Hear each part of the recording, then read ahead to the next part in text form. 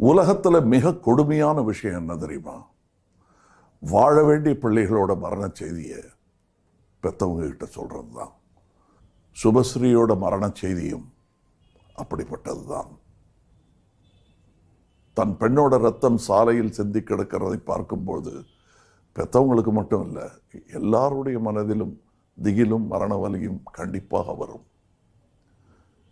பெண்களை பெற்றவங்கிற முறையில் எனக்கும் அப்படித்தான் இருந்தது.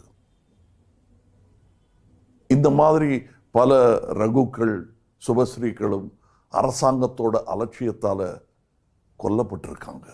எங்க கொஞ்சமாச்சும் அறிவு வேணாமா? எங்க பேனர் வைக்கணும்னு வைக்கக்கூடாதுன்னு கூட அவங்களுக்கு தெரியாது.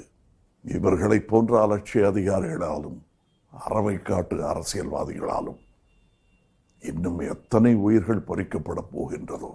எதிர்த்து கேள்வி கேட்டால் ஏறி மிதிக்கிறது, தப்ப தட்டி கேட்டால் நாக்கா இருப்பேன்னு மிரட்டுறது தானே இவங்களுக்கு தெரிந்த அரசியல். இந்த மாதிரி ஆளுங்க மேலே எனக்கு மயிரிழை அளவு கூட மரியாதையும் பயமும் கிடையாது.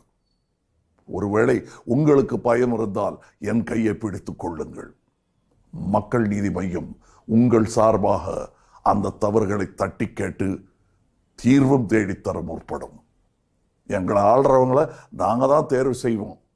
ஆனால் நாங்கள் காலபூரா அடிமையாகத்தான் இருப்போம்னு சொன்னால் அதை விட பைத்தியக்காரத்தனம் எதுவுமே கிடையாது. உங்களை சாதாரண மக்கள் என்று சொல்லியே அடிமையாகவே என்றும் வைத்திருக்கிறார்கள். இந்த சாதாரண மக்கள் தான் அசாதாரணமான தலைவர்களை உருவாக்குகிறார்கள் என்பதை நான் திண்ணமாக நம்புகிறேன். வாருங்கள், தவறுகளை தட்டி கேட்போம், புதிய தலைமையை உருவாக்குவோம். நாளை நமதே.